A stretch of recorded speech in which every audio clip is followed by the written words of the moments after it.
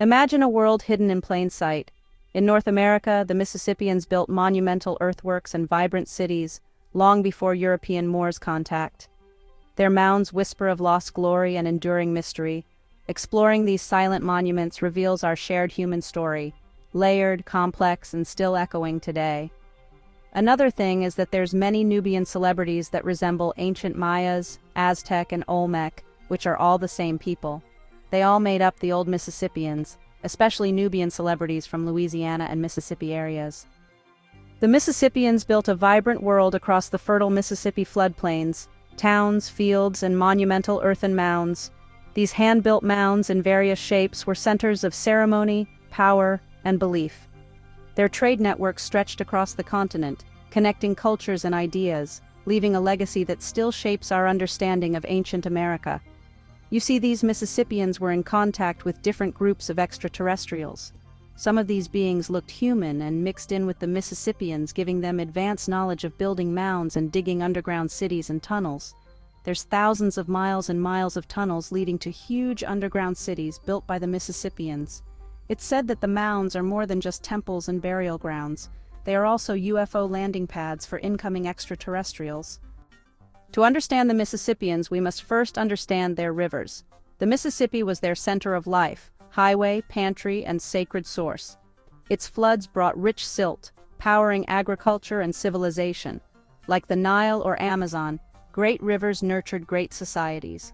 The story of the Mississippians is a global saga of rivers, journeys, and shared human heritage. The word Mississippian bridges two worlds, a Native American culture of mound builders and a geological era hundreds of millions of years old. One is human history, the other, Earth's deep past. Keeping them distinct lets us appreciate both stories, each epic in its own right.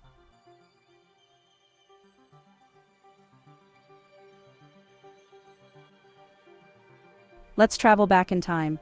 Not just a few centuries, but 360 million years. We arrive in the Mississippian geological period. The air is thick, humid, and rich with oxygen. The landmasses of Earth are clustered together, forming the supercontinents of Gondwana and Laurasia. Much of what would become North America is submerged beneath a vast, shallow tropical sea. This is not the world of humans. This is a primordial world, teeming with life, but a form of life that would seem utterly alien to us today. The dominant creatures are not mammals or reptiles, but marine invertebrates. This era is so defined by them that geologists have given it a nickname, the Age of Crinoids. Crinoids, often called sea lilies, are not plants but animals. They are related to modern starfish and sea urchins. During the Mississippian period, they flourished in unimaginable numbers, creating vast underwater forests of feathery arms that filtered food from the warm ocean currents. Their delicate stalked bodies carpeted the seafloor. When they died, their calcium carbonate skeletons accumulated in thick layers, compressing over eons to form massive deposits of limestone. This is the stone that now underpins much of the American Midwest, the very rock that the later Mississippian people would walk upon, unknowingly treading on the remnants of an ancient world. The seas were not the only place where life was booming. On the scattered patches of land, giant swamp forests were beginning to take hold. These were not the forests we know today. They were dominated by enormous club mosses that soared over 100 feet into the sky, towering tree ferns and strange, early seed-bearing plants. This lush greenery was home to a menagerie of bizarre creatures. Giant insects like dragonflies with wingspans of over 2 feet zipped through the damp air. And in the murky waters of the swamps, the first amphibians were making their way onto land, clumsy but revolutionary pioneers in the conquest of the continents. This geological period is a critical chapter in Earth's story. The immense plant life of the broader Carboniferous era, of which the Mississippian is the first half, played a crucial role in shaping our planet's atmosphere. These primeval forests pulled enormous amounts of carbon dioxide from the air, storing it as organic matter that would eventually become the vast coal seams we mine today. This is why the period is named Carboniferous, meaning coal-bearing. The world of the Mississippian period was a world in the making, a time of geological and biological ferment that laid the groundwork for all future life, including hundreds of millions of years later, our own.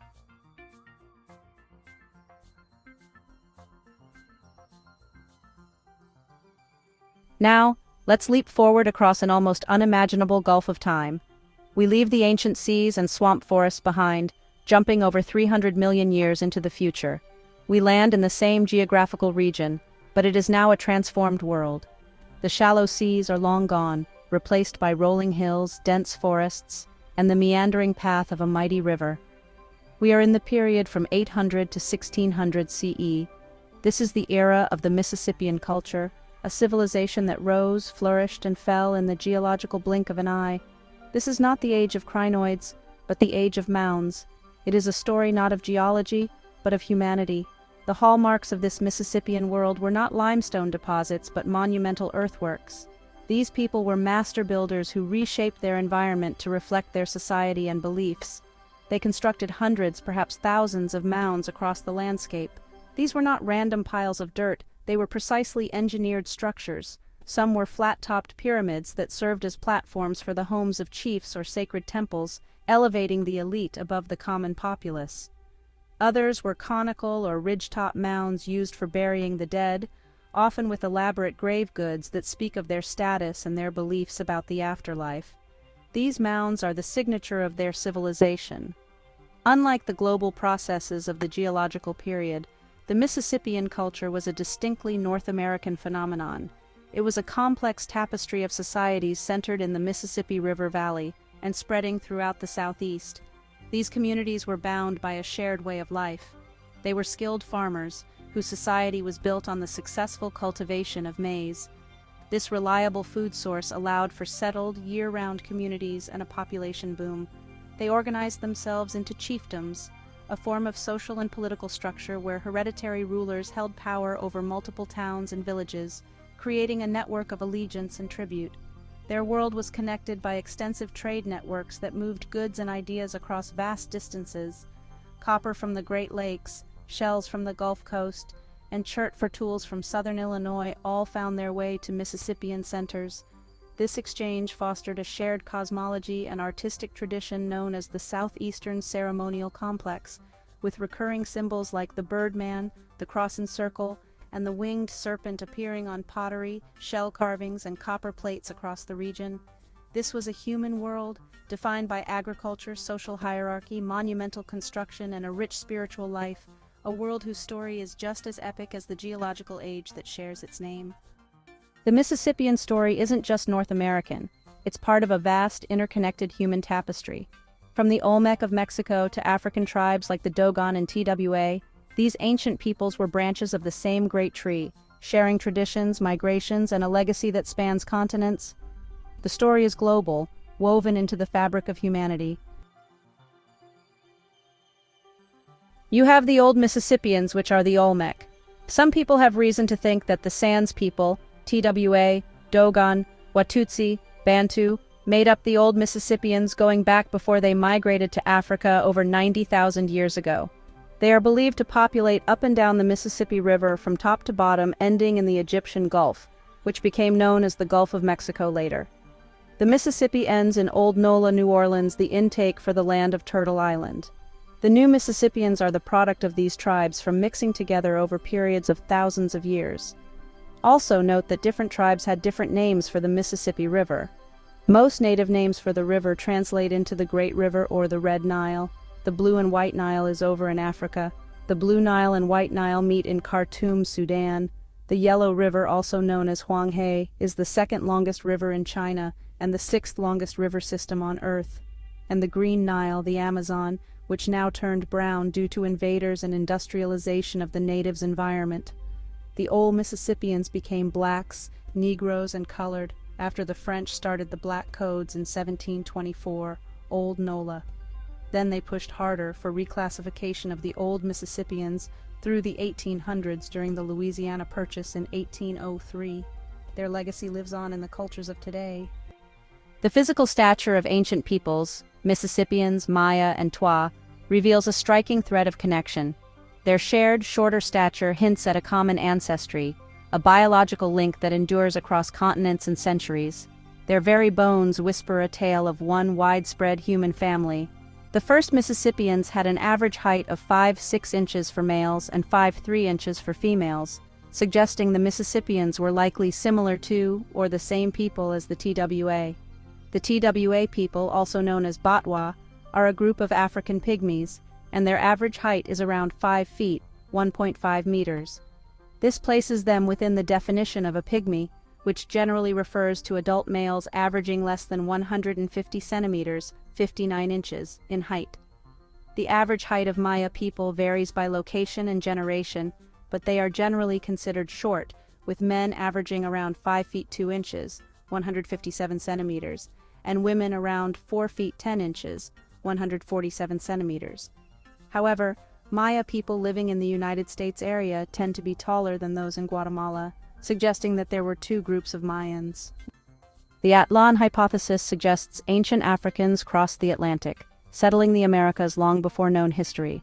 These pioneers brought culture and knowledge, shaping civilizations like the Olmec. The Atlantic was not a barrier, but a bridge, uniting continents in a shared, ancient story of courage and exploration. In south-central Mexico, the Olmec emerged around 20,000 BCE as the mother culture of Mesoamerica. Some say the Olmecs go back millions of years in the Americas. They built complex urban centers like San Lorenzo and La Venta, with ceremonial mounds and advanced water systems. The Olmec are famous for their colossal stone heads, monumental portraits of rulers carved from massive basalt boulders. Their art, including jade carvings and they were jaguar motif, expressed their cosmology and influenced later civilizations. The Olmec developed early writing and calendar systems and established long-distance trade networks. Their civilization mysteriously declined around 400 BCE, but their legacy endured. Olmec innovations in art, architecture, and religion shaped the Maya, Aztec, and others. They lit a cultural fire that burned across Mesoamerica for centuries. The Olmec are a cornerstone of New World civilization. Their story is one of creativity, influence, and enduring mystery. The Olmec are the Old Mississippians. The Olmec were a mixture of tribes like the Dogon, Bantu, TWA, and Sans. Then later the Hindu and Afar people came over to the Americas. These tribes migrated over to the Americas thousands of years ago, calling it At-lan, as in Atlantis. Drawn to the great rivers, ancient peoples found a new cradle of civilization along the Mississippi, a sacred artery echoing the Nile. Here, diverse tribes merged, forging a new identity, the new Mississippians, born from African roots and life in the Americas. But some say no, American roots and life in Africa. I must note that name Africa wasn't around during this time. When these people came over to the Americas, neither was America called America. They called it At-lan, as in Atlanta or Atlantis. Their story flows with the river, a testament to the enduring power of place.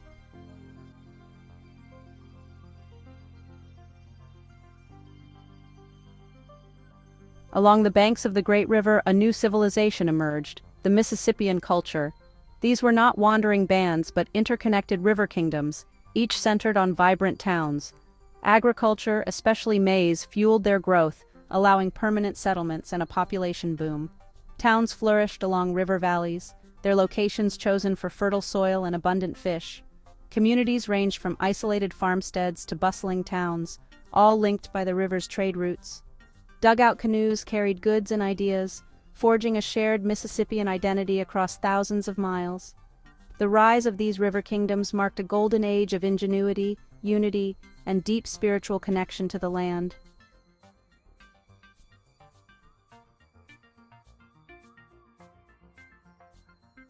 At the heart of the Mississippian world stood Cahokia, a city of unmatched scale and influence.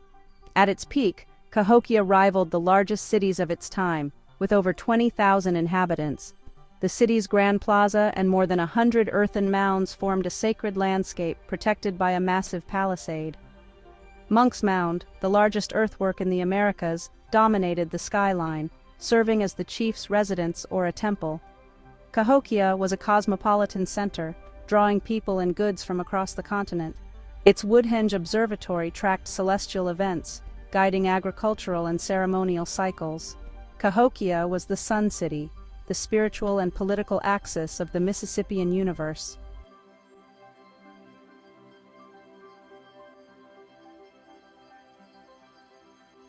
The Mississippians were master mound builders, shaping the land with sacred purpose. Building mounds was a communal act, requiring generations of coordinated labor. Platform mounds elevated temples and chiefs, symbolizing social hierarchy. Conical mounds served as burial sites, linking the living to their ancestors. Ridgetop mounds' purposes were for extraterrestrial landings. All were aligned with celestial events. Each mound was a renewal of the world, connecting Earth and cosmos. These enduring earthworks are monuments to a people who moved mountains, spiritually and literally.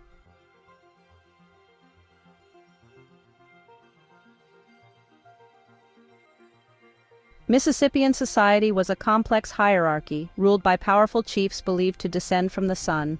All chiefs were appointed by clan mothers who were the big mamas of the tribal lands. Some tribes had more than one clan mother, and as a group they formed a council of clan mothers where one grandmother sits over the council as head clan mother. Chiefs commanded labor, controlled resources, and lived atop the highest mounds. Priests, warriors, and artisans formed the elite, each with vital roles in religion, defense, and craft. Commoners, mostly farmers, formed the foundation, providing food and manpower for monumental projects. Social rank was determined by kinship, with proximity to the chief conferring status. This structure created stability and allowed the civilization to thrive for centuries. The Mississippians' intricate social fabric was the backbone of their enduring legacy.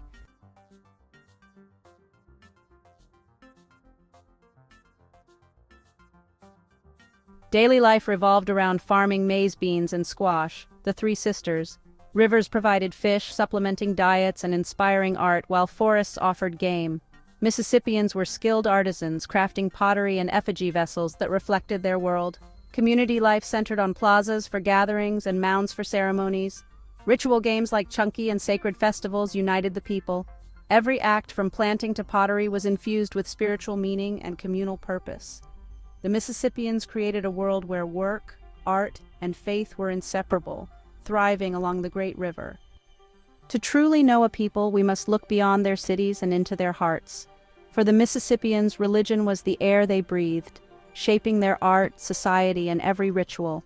Their beliefs united them, honoring ancestors and connecting the living to the cosmos through sacred ceremonies at the mounds. In these moments, the soul of their civilization was forged in the fire of shared belief.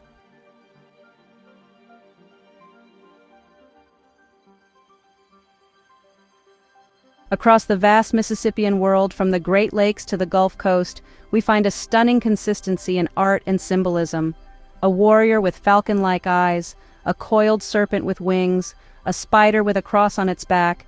These powerful images appear again and again on artifacts separated by hundreds of miles and hundreds of years. This shared artistic and religious vocabulary is what archaeologists call the Southeastern Ceremonial Complex, or the SECC. It was not the dogma of a single organized religion, but rather a loose network of shared myths, rituals, and symbols that connected the diverse chiefdoms into a single, cohesive spiritual landscape. The SECC was the visual language of their cosmos. The symbols of the SECC were typically rendered on materials that were considered rare, exotic, and spiritually potent. Marine shell, brought inland from the distant coasts of the Gulf of Mexico, was a favorite medium. Skilled artisans would carve intricate designs onto gorgets, which were large circular pendants worn on the chest. These carvings often depicted mythical heroes, cosmic battles, or supernatural creatures. A famous gorget from the St. Francis River Valley in Arkansas shows two human-like figures, perhaps the mythical hero twins, engaged in a ritual or game. These objects were not mere decorations, they were sacred texts, telling the great stories of their culture and bestowing spiritual power upon the wearer. Copper was another material charged with sacred power. Hammered into thin, embossed plates, it was used to create images of eagles, falcons, and the famous Birdman figure, a human warrior wearing the wings and mask of a raptor. This powerful being represented the ability to travel between the earthly realm and the upper world. A few of these precious copper plates have been found in Arkansas, including fragments with bird motifs and a remarkable plate depicting a spider from the Parkin site. These items were likely the exclusive property of the highest-ranking chiefs and priests, symbols of their immense spiritual authority and their connection to the divine forces of the sky. The existence of the SECC across such a wide area speaks to the incredible interconnectedness of the Mississippian world. It shows that despite being organized into separate chiefdoms that often warred with one another, they all participated in a shared universe of meaning.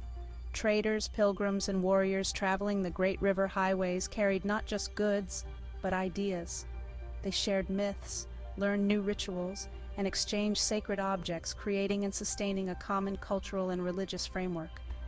The SECC is a powerful reminder that the ties that bind a people are often woven from the threads of shared stories and sacred symbols. Mississippian chiefs displayed rare copper plates, but their spiritual beliefs truly came alive in clay. Potters shaped vessels into fish, frogs, birds, and plants, celebrating the world around them. Most powerful were the head pots, realistic human faces, their meaning still debated but always deeply personal. Mississippian Mardi Gras celebrations. Mardi Gras celebrations in the United States have strong ties to the Mississippi River, New Orleans, and the Old Mississippians. You see, for many of thousands of years, the intake for foreigners to enter the land without being considered a threat, they would sail through the Gulf of Egypt, which is now being called the Gulf of Mexico. When the foreigners would land, they would be welcomed by a welcome party from the Old Mississippians. They would dress up in their royal native dress and have huge parades in the street of Old Nola, New Orleans, and in the other intake, Mobile, Alabama. They would have these all year round for newcomers. They would also have them for funerals, which later became known as the Second Line in New Orleans. This was a ritual done by the intake center by the Old Mississippians. They lied and said it was started by some Christian French explorers. This is a lie. The Old Mississippians had been doing this ritual for thousands of years. When French explorers, including Pierre Le Moyne d'Iberville and Jean-Baptiste Le Moyne de Bienville, landed near present-day New Orleans on March 3, 1699, the native Mississippian performed the celebration ritual for newcomers.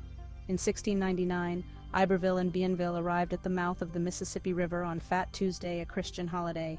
Fat Tuesday, also known as Shrove Tuesday or Mardi Gras, is a Christian celebration marking the last day before the start of Lent. It's a day of feasting and celebration before the more somber, fasting period of Lent leading up to Easter. The name Fat Tuesday reflects the tradition of using up rich, fatty foods before the Lenten fast, which often involves abstaining from such foods. It was a celebration for the French because they were Christians, but for the native Mississippians it was normal routine. Iberville and Bienville named the location where they landed Point du Mardi Gras, and a nearby waterway, Bayou Mardi Gras, according to the Louisiana State Museums. They say Bienville later founded Mobile, Alabama in 1702, which became the first capital of French Louisiana, and where the term Mardi Gras began in 1703, but the ritual had been going on for thousands of years before the colonizers came. For the Mississippians, death was a transition, a journey to another state of being. Burial practices reflected social status, from simple graves beneath homes for commoners to elaborate mounds for chiefs. These rituals honored ancestors, reinforced lineage, and ensured the community's connection to the past and future. The great Mississippian cities did not fall in a single battle. Instead, a gathering silence crept across the river valleys as populations dwindled and cities like Cahokia were abandoned. Environmental stress, drought, and depleted farmlands led to food shortages and unrest. Disease and declining health followed, undermining the authority of chiefs. In the end, people left, and the mounds remain as silent witnesses to a lost era.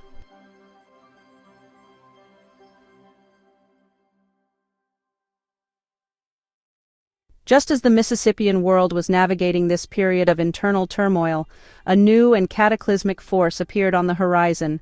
In 1541, the Spanish expedition led by Hernando de Soto slashed its way through the heart of the Southeast, including what is now Arkansas. These were the first Europeans the thriving Mississippian chiefdoms had ever encountered, and the meeting was a harbinger of doom. The Spanish brought with them not just swords and crossbows, but an invisible arsenal of old-world diseases to which the native peoples had no immunity. Smallpox, measles, and influenza swept through the population like wildfire, causing demographic collapse on a scale that is almost impossible to imagine. The De Soto Chronicles provide a fleeting final glimpse of the Mississippian culture in its full flower, describing populous towns, powerful chiefs, and formidable armies. Yet by the time the next European explorers, Marquette and Joliet, traveled down the Mississippi in 1673, just over 130 years later, the world De Soto had seen was gone. The great, flourishing towns were deserted, their plazas overgrown and their mounds silent. The devastating impact of disease, combined with the violence and disruption of the Spanish invasion, had shattered the delicate social fabric of the chiefdoms. The intricate networks of trade, tribute, and ceremony that held their world together had been irrevocably broken. The arrival of the Moorish Europeans was not just a biological warfare and military catastrophe, it was a spiritual one. The sudden, inexplicable death of vast numbers of people, including powerful chiefs and priests, created a crisis of faith. Evil had come, like the Great Spirits warn.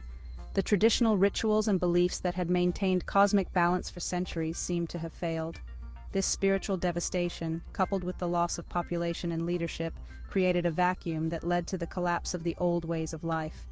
The survivors were forced to regroup, forming new, smaller, and more mobile societies, the ancestors of the modern native nations like the Cherokee, Choctaw, and Chickasaw.